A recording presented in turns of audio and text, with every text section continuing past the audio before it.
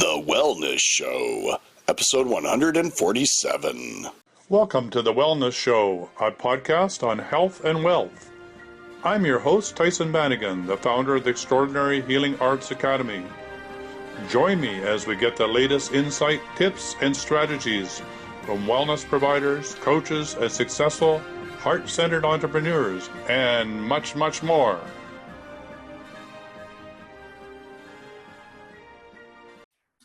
So welcome to The Wellness Show. This is Tyhson Banighen, your host, the Energy Detective. And today we're going to talk about astrology. And we have Michael O'Connor, a unique astrologer, joining us here today. And right off the bat, Michael, I know you have a unique aspect or direction or approach to astrology. Could you explain that to us? Thanks, Tyhson. As an astrologer, I can be described as a humanistic astrologer, basically. That's the first frame. A humanistic astrologer is more person-centered than event-oriented. It's a new branch of astrology that emerged over the 19th century. Secondly, I'm what's called an evolutionary astrologer, which is the spiritual component. So we take that person and we recognize that person as a soul, incarnate, evolving through time.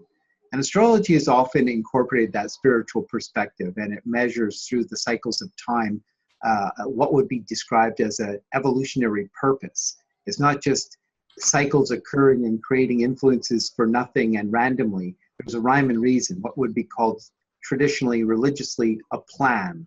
There's a plan, and that's what astrology is so much about.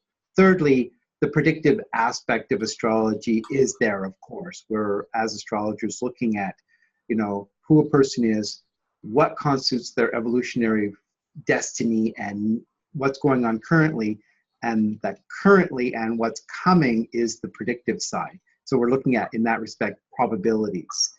We're suggesting, okay, this is what it looks like, this is when, this is what areas of your life are bound to be influenced, and so on. That information helps people a lot. They get that clarity so they can work with it consciously. On the other hand, now I'm also a certified life coach. And astrology I always describe as the first life coaching tool. It's a wonderful metaphysical tool that provides a remarkable insight into people, but also has very practical application. So the life coaching comes forward and helps people in a more continuing fashion, a systematic, step-by-step way of helping them know who they are and how to make wise choices that constitutes fulfillment of dreams, goals, ambitions, and more based on an authenticity. And the authenticity feature of it is, that there's more to me than just a number. And it's not just based on what we socially is deemed success. It's more an authentic success. Well, that's interesting way of you're getting at it. So could you give us some examples of what that means from your point of view? Success? Well, I was thinking about, you're talking about astrology as being, your presentation or the way that you approach it as being absolutely unique. So I was wondering if you can now put this into the context of what we're in the midst of experiencing now. Oh, in the world currently. Yeah, or in your life or our lives, or yeah, absolutely. Well, currently with the full moon in Sagittarius today, it so happens, which is the culmination of the cycle of the new moon, what's called the lunation cycle. When we look at this. Now, when I explain this, what is important to clarify is whenever we talk about what's going on currently astrologically, it is deemed the astral weather.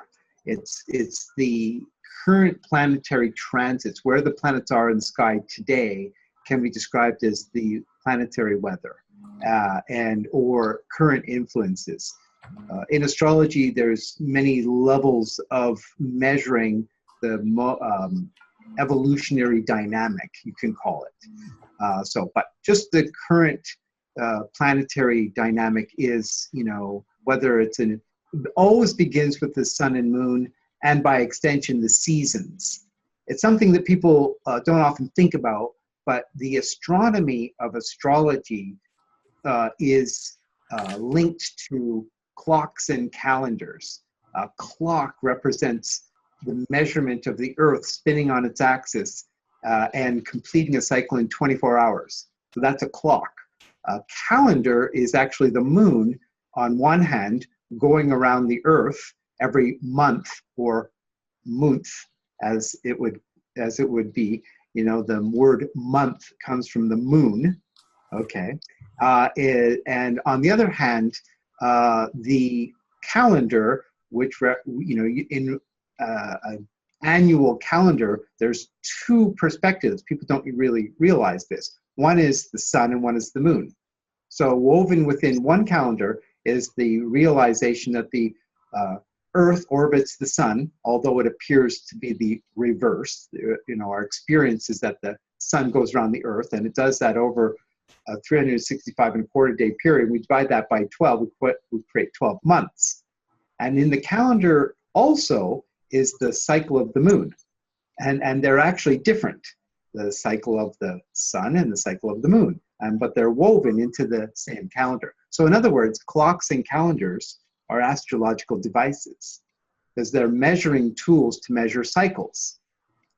The astronomy, once again, of astrology is the mechanical aspect, the measuring of cycles. And astrology is what it kind of suggests or implies. Is there a meaning to it? And that's what astrologers are so much about. What does this mean? Does it have anything meaning to it at all? Is there something larger? And the answer is yes. And yet that answer is both individual and collective.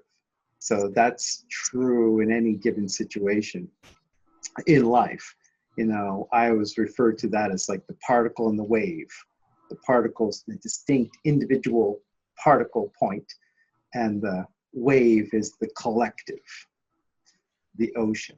So we can use those, the metaphors are useful when it comes to translating astrology into, you know, the jargon and the technical terminology of astrology can be best expressed through metaphors.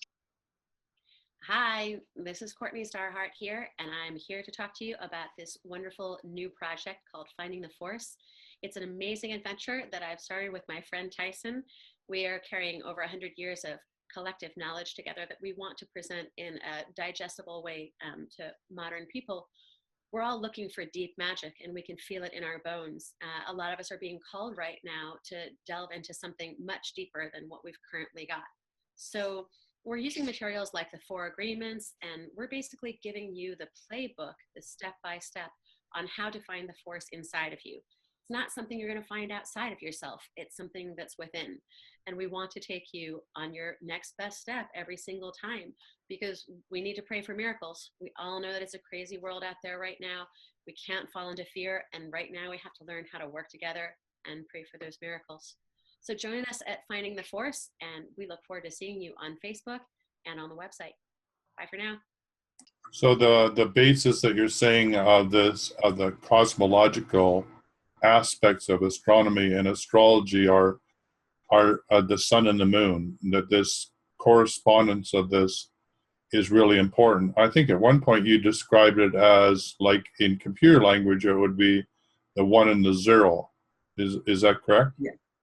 Yes. You could, the sun, moon, earth relationship is the foundational trinary principle of astrology. So we say earth, but that's like in our subjectivity, we're on the planet, all of us. So we're experiencing the sun and the moon in their cyclical journey. Now, of course, they're having a relationship with one another, but also it's that earth sun, which creates the day and night on one hand, but also the seasons on the other, right? So it's interesting that the same relationship between the earth and the sun creates both day and night and four seasons: spring, summer, fall, and winter. On the other hand, all the while is the waxing and waning moon. So you begin to think of this really wonderful complex of relationships that are ongoing. It became the basis really of science in the very earliest age of humanity. We're observing and measuring. Those are the key words of science. Now, yes, so the sun and moon are so fundamental to us humans, basically, and more specifically in this case to astrology, that we can refer to them metaphorically as like the language code with computers as the 0 and the 1. They're that fundamental. It's a binary code of existence. You could use another language like yin and yang, male and female, if you like. Sometimes it's the sun and moon have been referred to in a poetic sense as the eyes of God, where one is the sun, which is always, it doesn't blink like the moon because the moon goes through phases. So you can go on and on with wonderful little metaphors, and it's been done many times. But mostly, above all, it shows the amazingly intimate relationship we have with the cosmos in the most immediate sense. Yeah, the lunar cycle is really fascinating. I don't understand a lot about it, but I know that when one focuses on the lunar cycle and begins to follow it in one's life, then more synchronicity can occur in one's life. It's like you begin to align with the lunar cycle, both in the intention of what it is that you want to manifest, and as it goes through that cycle, it's sort of like a mini cycle of the seasonal cycle where you're planting, and setting a seed in and watering it and watching it grow and having a full flower and fruit happening, and then you go through this cycle again. It's sort of like a mini seasonal cycle is in the moon. And to me, that's really helpful for people to understand that they can show up and be more intensely involved in the lunar cycle and have many distinct advantages in their life. Yes, you can certainly work with the moon very closely. It's the moon cycle itself can be compared to like the four seasons and to the solstices and equinoxes. For example, a new moon would be like winter solstice, and a full moon would be summer solstice, and the waxing half moon would be spring equinox, and the waning half moon would be autumn equinox. The same is true on the clock. 12 midnight, 6 p.m., 3 p.m., and 6 a.m., 12 p.m., 3 and 9. You know, the 12, 3, 6, 9 are the angles or the cardinal points on the compass. Mm-hmm. The same is okay. So it goes on and on like that. So you can take that for the whole year, and the winter solstice actually begins the winter season, spring equinox, spring season, summer solstice, summer season, and autumn equinox, autumn season. And so, yes, you can take that into just the 29.5 day cycle from new moon to new moon. And in the same way, you can get these quarters. And there you have the waxing period, which would be like winter solstice to summer solstice. That's the waxing period of increasing hours of daylight. And then from summer solstice, which is it's kind of ironic because the peak of the beginning of summer, the exact first day of summer, is the day when the days start getting shorter. Mm-hmm. So you're like, oh, right, that's kind of interesting. And the summer solstice is symbolic of like the full moon. Yes. The moon comes to its culmination. Yeah, so the hours of daylight being longest at summer solstice sort of represent symbolically. There are parallel principles of the full moon. And from that exact moment that the moon is full, it begins to wane. Hi, this is Courtney Starr here talking about Finding the Force. It's an amazing new program that we have for you, and it's basically all about staying in your heart. The path to liberation is through unity consciousness, and that requires being in your heart field. The way that we're going to perform the miracles that we need on the planet right now is by getting into that unity consciousness of no conflict. And there were lots of examples in books like the Celestine Prophecy, where we saw that when people fell from grace into a fear state, that they were more susceptible to the things that they were actually afraid of. So what we need to do right now is to elevate our consciousness and stay there. So Tyhson and I are doing this program called Finding the Force that you can find on Facebook, or you can find it at findingtheforce.com. And we welcome you to join us. There are all different levels of membership, but we're going to ask the people who are really serious about this to jump on board and download this playbook that Tyhson and I have cooked up together with our community. So thank you very much. We'll see you soon. So this is really what the unique perspective that you're talking about from your astrological viewpoint, the concept as above, below. So this is what you see in the heavens, and this is what you're experiencing. Then in your own particular life, this has significance because they're aligned. Or when you allow yourself to align with this, then you have certain results. Yes. Let me say it to another way. So there's just like on a clock there, there's 12, 1 to 12. Yeah. Just like in the 12 months of the year, both are parallel principles to the 12 signs. It's taking a circle or a cycle and dividing it by 12, which is very tidy and obvious. If you cut it in half, you have two 180-degree segments, and then if you cut it in a quarter, you have 4 quarters. Then you have 4 quarters, and you have beginning, middle, and end. That's where the 12 comes from, basically. Mm-hmm. Basically. Okay. Now the point is that the moon over that 29.5-day period goes through all the signs of the zodiac. Goes through, right? So whatever, it depends what the new moon sign is. Like a couple weeks ago, the new moon was in Gemini. So we call it the lunation cycle, or the cycle of the moon has a root in Gemini. And today it's a full moon in Sagittarius, which is the polar opposite of the moon. So it comes to its fruition, or its fullness, okay? And one can learn to observe these things, but the main point I'm getting at is that you can learn to watch the moon not just through its waxing and waning, which is there, but more specifically through what sign is the moon in, and secondly, what phase is the moon in that sign, and third, and these are the 3 basic principles, is what aspects is the moon making. So you go sign, phase, aspect. That knowledge, it does require a bit of a learning curve to begin to work with the moon in a more astrological sense. But if you want to be more basic yet, you can work with it on the basis of the new moon is a time to plant seeds of intention.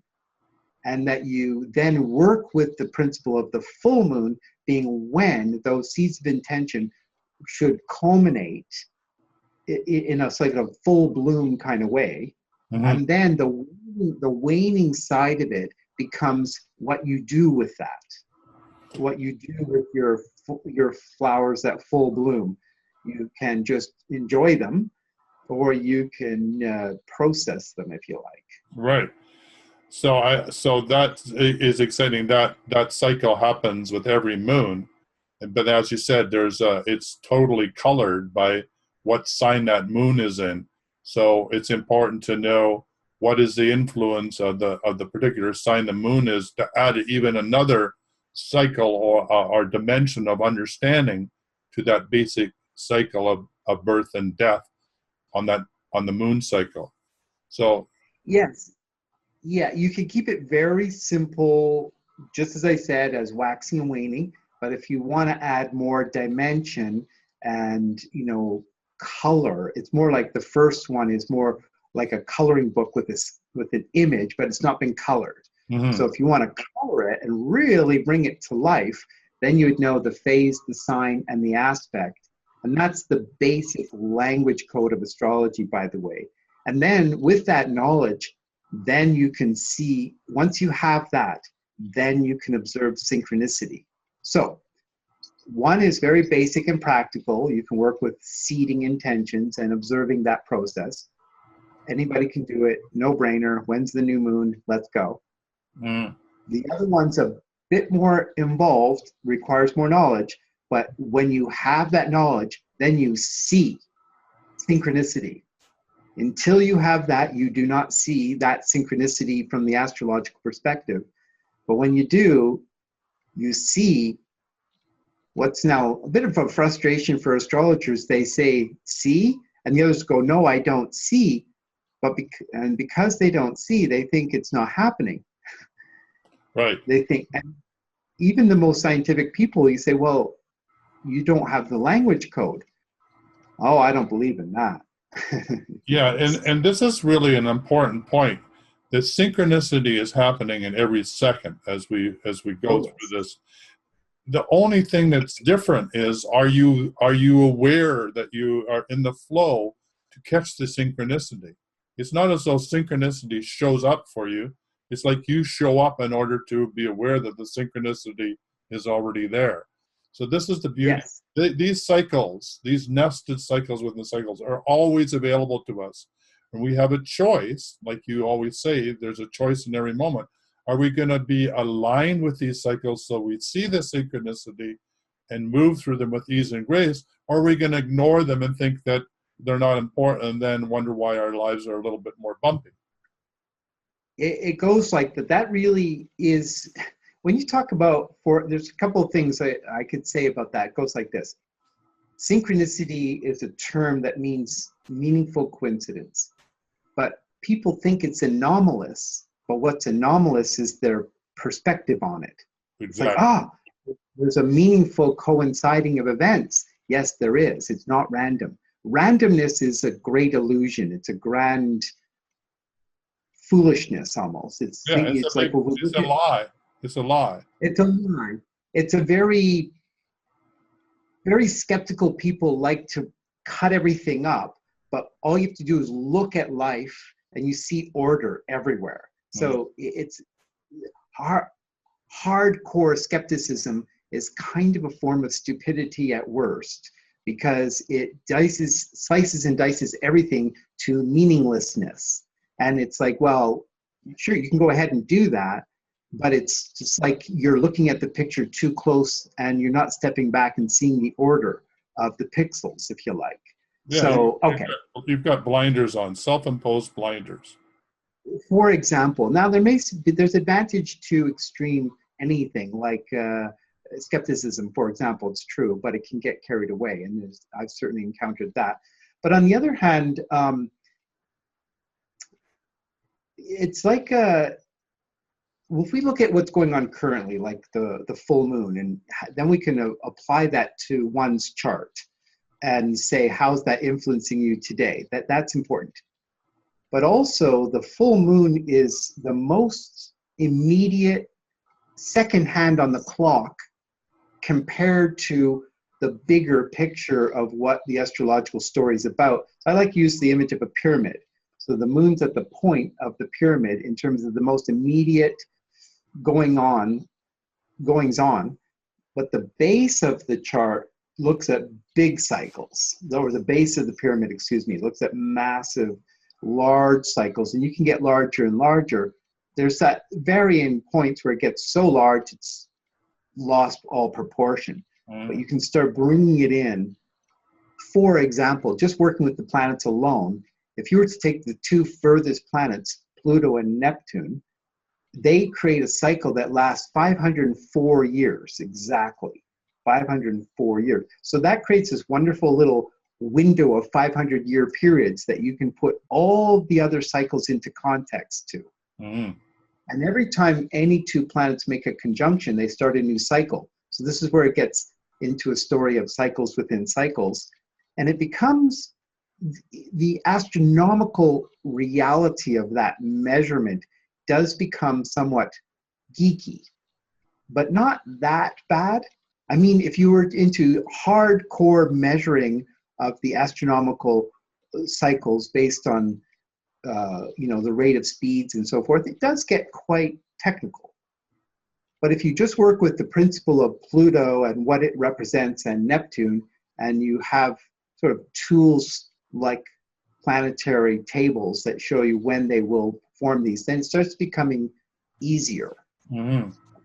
All the geek, it's almost like looking at your computer. You know there's a bunch of science in that computer, but you don't care. All you care about is the keys. Yeah, we don't need to know all those zeros and ones, right? We have Windows. Hey, this is Courtney Starhart Hale here to talk to you about Finding the Force. Tyson and I are putting together this amazing playbook for the teachers and the healers so that we can train our tribes. You know, right now we need to just keep on focusing on our next best steps each day, but there is a way to stay in this elevated consciousness. I think probably a lot of you have seen this scene from Indiana Jones where he's got to cross this great abyss with a, you know, burning fire pit at the bottom. And it's by setting his intention clear that he needs to get to the other side, and by following the map that he has, and then taking that first step of faith, that he actually leaps into the solution. And so that's what we're asking everyone to do, is to take that step of faith and to continue to take the next best step, like Indiana Jones. It really does require a playbook, though, because a lot of our ancient knowledge has been lost or sequestered. Fortunately, Tyson and I have 100+ years of experience together that we can share with you and boil down to like a step-by-step program. So we're asking people to come on board and to explore Finding the Force with us and create community all over the world so that we can perform these miracles that need to be performed in our times. And so that we can also integrate the energies of this consciousness that's coming into the planet right now. So we have a lot of science behind it, we have a lot of research, and we have a lot of great information. And we're looking forward to seeing you. You can find us on Facebook at Finding the Force, or you can find us at findingtheforce.com, where you can join up and be part of the tribe.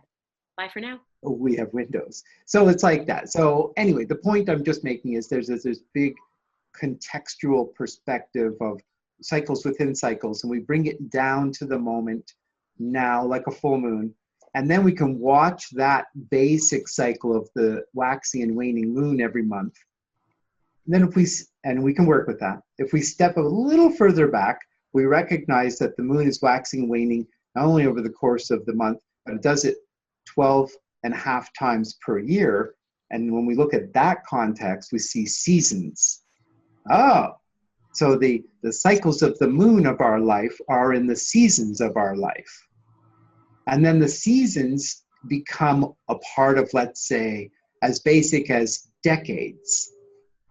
When you're 0 to 10, 10 to 20, 20 to 30, 30 to 40, you're in the decades of your life, right? Mm. So you go, right. So the point I'm making is, with each perspective, you get a contextual framework. And there's a lot of little ways you can do that, and both astrologers and numerologists do that. I work with both astrology and numerology because they are like brother and sister, if you like, or teammates. They work well together. Yeah. So you're creating these ways of measuring cycles of when and what. What is even more interesting about astrology, I'll just say there's the when and the what, which is interesting. But when it really peers into the who you are, it makes it very quickly, like we look at an astrology chart based on the first breath taken by a person, and we see things about who they are, how they are, why they are. It makes all notions of pure consideration of genetics or circumstantial reality. It doesn't dismiss those factors, but it makes you realize that they're within the context of something much more significant. That much more significant is what would be, religiously speaking, like a plan, a rhyme and reason. Mm-hmm. There's a deeper purpose to life. There's a consciousness. It becomes spiritual. It's that point that it's kind of been ever so subtly dismissed at worst by the paradigm of science. There's, science is a creature, like I'm going to call it a creature with many tentacles, and there's some very mystical scientists, there's some very linear scientists, right? So we will understand that. So if we get into the more holistic sense of science, invariably you're going to talk about a spiritual reality. You're going to get into something soulful, something meaningful, some rhyme and reason. But it's very ironic that the very thrust of science that wants to have proof and is based on empiricism undermines that very thing.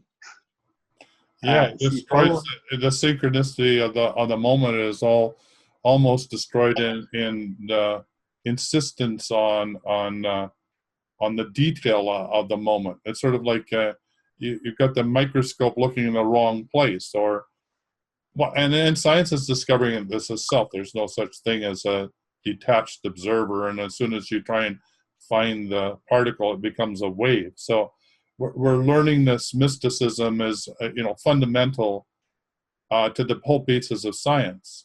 So we're getting very near the end of the show, and this is a great way to begin looking at cycles within cycles and understanding how the lunar cycle is really part of who we are, and how it fits into our life cycle and into also the seasons. So great introduction. Thank you very much for that.